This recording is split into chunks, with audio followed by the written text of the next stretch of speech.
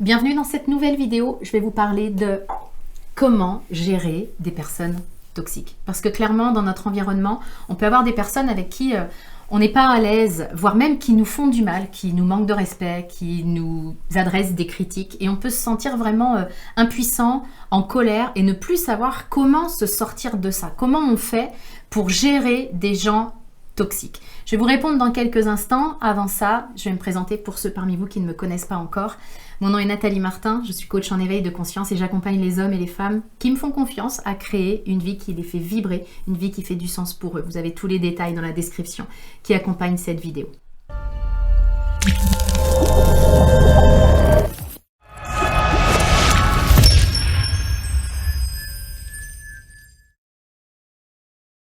Alors comment gérer des personnes toxiques ?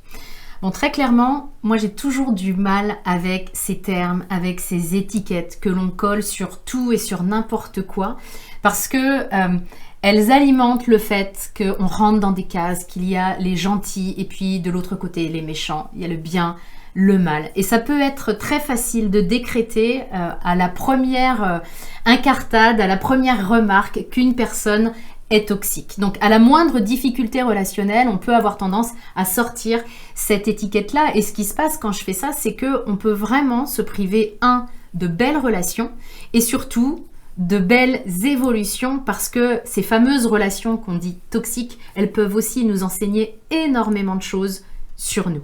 Déjà, dans un premier temps, ça m'a semblé important, avant de savoir comment gérer les personnes toxiques, eh bien, c'est important de savoir c'est quoi une personne toxique.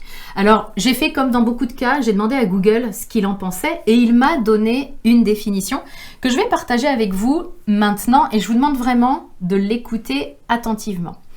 Une personne toxique, c'est une personne qui se sent vulnérable et qui est emprisonnée dans de nombreuses peurs. Intéressant. C'est une personne qui a une faible, voire une très faible estime d'elle-même et qui a un sentiment d'infériorité important. Ok ? C'est une personne qui est frustrée et qui peut être blessée, insatisfaite par de nombreuses choses et pour de nombreuses choses. Et enfin, c'est une personne qui ne se remettra que difficilement en question. Quand j'ai lu cette définition, et je ne sais pas ce qui est présent pour vous, mais quand j'ai lu cette définition, je me suis dit que finalement, ça peut répondre à pas mal de personnes, non ? À vous, y compris. Si vous avez vous aussi des peurs, si vous manquez d'estime de vous, si vous avez besoin que les autres fassent en sorte que vous vous sentiez important. Ça veut dire quoi ? Ça veut dire que finalement, avant d'aller gérer les autres personnes toxiques de notre entourage, c'est intéressant de s'apercevoir que peut-être la première personne toxique de mon entourage, c'est moi. Si j'en suis à mettre des étiquettes, peut-être que je peux me la mettre à moi aussi pour aller regarder ce qui se cache derrière ça. Est-ce que vous le voyez comme moi ? Est-ce que vous voyez vous aussi que par certains aspects, vous pouvez être toxique par vous-même ? Dans les moments où vous comptez sur les autres pour combler vos besoins, dans les moments où vous comptez sur les autres pour s'adapter à vos desiderata, pour vivre en fonction de vos propres valeurs, dans les moments où vous laissez vos peurs guider vos choix et dans les moments enfin où rien que vos pensées sont toxiques pour vous. Est-ce que vous le voyez vous aussi ? Alors deux options, soit vous le voyez et vous ouvrez les yeux sur le fait que par certains aspects, moi aussi j'ai des comportements toxiques envers moi et peut-être même envers les autres, soit vous ne le voyez pas encore. Si vous le voyez, on va pouvoir continuer. Si vous ne le voyez pas encore, je vous invite vraiment à revenir à la définition que je vous ai donnée et que m'a donnée Google, simplement en vous demandant par quels aspects est-ce que, moi aussi, je laisse mes peurs, etc. Et puis vous reprenez la définition jusqu'à ce que vous en arriviez à un point où vous vous disiez, effectivement, peut-être que la première personne qui est toxique pour moi, par moment, c'est moi. Alors j'entends tout de suite notre ego et votre ego peut-être dire « Ah ouais, non, mais là, t'es en train de nous culpabiliser ». Si vous me connaissez depuis un moment, vous savez que la culpabilité, c'est pas du tout mon truc. La responsabilité, par contre, oui, à fond et à 100%. C'est pas l'idée de se culpabiliser en se flagellant puis en se disant « Ouais, je suis une mauvaise personne parce que moi aussi, je suis toxique ». Non, c'est l'idée d'arrêter de considérer que le problème, c'est l'autre pour pouvoir se regarder soi, parce que essayer de régler nos problèmes en essayant de changer les autres, c'est comme essayer de se coiffer en coiffant notre reflet dans le miroir. Ça ne marche pas. C'est ici que ça se passe et c'est à l'intérieur de nous. Donc encore une fois, c'est pas l'idée de culpabiliser, mais simplement de se regarder en face pour voir les clés d'évolution qui vont pouvoir ressortir de ça. En résumé, la première étape pour gérer les personnes toxiques, eh bien, c'est de commencer à se gérer soi. Avec cette question, dans quelle mesure est-ce que je suis toxique pour moi et surtout, comment est-ce que je peux l'être moins ? Peut-être que je peux commencer à mieux me parler. Peut-être que je peux commencer à prendre davantage soin de moi. Il y a différentes pistes. Quelle est celle qui va vous parler et surtout, quelle est la première action que vous allez pouvoir mettre en place ? Oui, encore une action. Quelle est la première action que vous allez pouvoir mettre en place pour être moins toxique pour vous et pour prendre davantage soin de vous ? Ceci étant dit, on va être lucide. Maintenant que je me suis regardée moi, eh bien, je vais pouvoir regarder les autres et très honnêtement, dans notre environnement, il y a des personnes qui ne nous font pas de bien et des relations qui ne sont pas bonnes pour nous. En ce sens, ce sont des relations toxiques. Vous avez remarqué, je n'ai pas dit que la personne en elle-même était toxique, mais la relation, effectivement, peut l'être. Moi, je vous invite à ne pas mettre d'étiquette sur les personnes parce qu'on l'a vu, nous pouvons nous-mêmes être toxiques pour nous et sans même le vouloir, on peut être toxique pour quelqu'un d'autre. Donc, c'est vraiment important de pouvoir mettre peut-être cette étiquette de toxique, non pas sur la personne, mais bien sur la relation. Donc, une relation peut être toxique, ça c'est une réalité. Une relation peut me plomber et peut nuire à mon épanouissement personnel. Maintenant, l'idée, c'est de savoir ce que je veux faire de cette relation. Est-ce que je veux mettre des limites ? Est-ce que je veux carrément mettre fin à la relation? Et là, je vous conseille vraiment de tout faire partir de vos envies, de ce que vous avez vraiment envie de faire, de ce qui est bon pour vous. Et pas de vos il faut et vos je dois et je peux pas et j'ai pas le droit. On peut tout faire.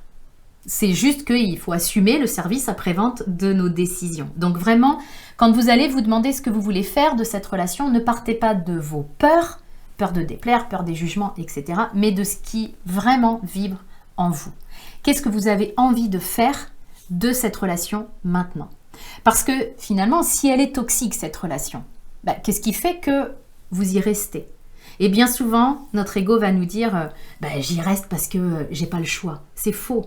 On a toujours le choix. Sauf que comme je le disais à l'instant, il s'agit d'assumer le service après-vente de nos décisions. Peut-être que je vais être jugée pour cette décision-là et pour arrêter cette relation. Ça, c'est fort possible. Mais c'est pas vrai que de dire que j'ai pas le choix. Je choisis de continuer cette relation ou pas. Je choisis de la continuer même si effectivement elle n'est pas bonne pour moi. Et là, c'est intéressant de se demander pourquoi je fais ça? Pourquoi est-ce que je continue à m'infliger ça? Qu'est-ce qui fait que je reste? Et bien souvent, si vous êtes en mode parce que j'ai pas le choix, c'est qu'il y a une croyance derrière ça. Qu'est-ce qui vous fait dire que vous n'avez pas le choix? Trouvez cette croyance parce que certainement que vous allez mettre le doigt sur le fil rouge de votre vie. C'est en ça que les personnes qui nous font souffrir nous enseignent également. Parce que parfois, elles viennent rejouer une scène qu'on a déjà connue mais qu'on n'avait pas réussi à apaiser ou à dépasser. Si je suis dans une relation toxique, c'est peut-être pas la première fois que je vis ce type de relation. Et j'ai peut-être rompu des relations précédentes en pensant que c'était l'autre le problème parce que c'était un manipulateur, parce que c'était un pervers narcissique, parce qu'il était toxique. Mais en me contentant de mettre une étiquette sur l'autre, j'ai pas résolu mon défi et surtout j'ai pas utilisé la clé d'évolution que représentait cette relation pour moi. Parce que c'est comme ça que ça se passe dans la vie. Quand je ne reçois pas l'enseignement que j'ai à tirer d'une situation, la vie inlassablement va me repasser le plat, elle va me faire rejouer la scène. Donc l'idée, si vous êtes dans une relation qui est compliquée en ce moment, moi je vous invite à ne pas chercher à gérer cette personne toxique, à monter les gens contre elle ou à vraiment vous concentrer sur cette personne-là, mais plus à vous recentrer sur vous et puis à vous demander ce que vous décidez pour cette relation. À vous demander aussi si elle ne vient pas faire écho à d'autres scénarios, d'autres relations que vous avez vécues par le passé, parce que c'est peut-être le moment de recueillir cet enseignement. Et en ce sens-là, la personne qui vous fait le plus souffrir aujourd'hui, peut-être qu'elle peut vous amener les enseignements les plus importants pour vous et pour votre évolution. Quoi qu'il en soit, ce qui est important à comprendre, c'est que tout part de l'estime de vous, tout part de l'amour de vous et d'être suffisamment rempli d'amour pour vous justement pour ne pas tolérer des comportements qui ne sont pas tolérables en fonction de vos propres valeurs. Tout part de l'estime que vous avez pour vous-même. Et si vous sentez que ça pêche et que vous manquez d'estime pour vous depuis un certain nombre d'années, je vais mettre dans la description qui accompagne cette vidéo le lien pour télécharger mon guide de l'estime de soi. Vous verrez qu'il y a 15 exercices qui sont hyper pratiques et que vous allez pouvoir faire pour gagner en estime de vous-même progressivement. Et plus vous allez vous aimer, plus vous allez voir que vous ne supporterez plus de relations toxiques dans votre environnement. C'est vraiment l'intention que je tiens pour vous. J'espère que cette vidéo sera un pas important pour vous, pour avoir des relations harmonieuses. Si tel est le cas, n'hésitez pas à la liker, la partager, la commenter. Je vous en remercie par avance et je vous retrouve la semaine prochaine dans une prochaine vidéo.